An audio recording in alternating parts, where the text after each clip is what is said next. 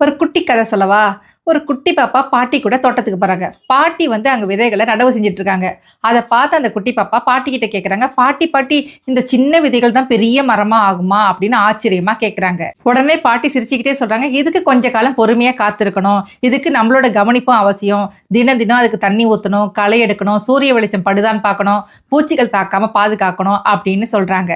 உடனே பேத்தி கேட்குறாங்க, "பெரிய மரமாகிறது அவ்வளோ கஷ்டமா பாட்டி?" அப்படின்னு கேட்குறாங்க. உடனே பாட்டி சொல்கிறாங்க, "பெரிய கஷ்டம்லாம் இல்லைம்மா, சின்ன சின்ன வேலை தான். இந்த விதை தான் சின்ன செடியாக முளைச்சி அதுக்கப்புறம் கொஞ்சம் கொஞ்சமாக வளர்ந்து பெரிய மரமாயிடும். அந்த பெரிய மரம் நம்மளுக்கு நிழல் தரும், பழம் தரும், எல்லாமே தரும்" அப்படின்னு பாட்டி சொல்கிறாங்க. அதே போல தான் வாழ்க்கையும். நம்ம கனவுங்கிறது பெரிய மரம் மாதிரி. அதுக்கு சின்ன சின்ன விதைகள் நடணும், சின்ன சின்ன இலக்குகளை நிர்ணயித்து அதை அடைய முயற்சி செய்யணும். சில சமயம் சவால்கள் வரும், அதை பாடமாக கற்றுக்கணும். இதே போல் விடாமுயற்சியோட தினமும் உழைச்சா உன் கனவு பெரிய மரமா வளர்ந்து உனக்கு மகிழ்ச்சியையும் வெற்றியையும் தரும் அப்படின்னு பாட்டி சொல்றாங்க. அதே மாதிரி நிலாவும் சின்ன சின்ன இலக்குகளை நிர்ணயிச்சு வளர ஆரம்பிச்சா அந்த செடிகள் கொஞ்சம் கொஞ்சமா வளர்றது போலவே நிலாவோட கனவுகளும் கொஞ்சம் கொஞ்சமா வளர ஆரம்பிச்சது. என்ன மக்களே, இந்த கதை பிடிச்சிருக்கா? பிடிச்சா லைக் பண்ணுங்க, ஷேர் பண்ணுங்க, கமெண்ட் பண்ணுங்க. தேங்க்யூ.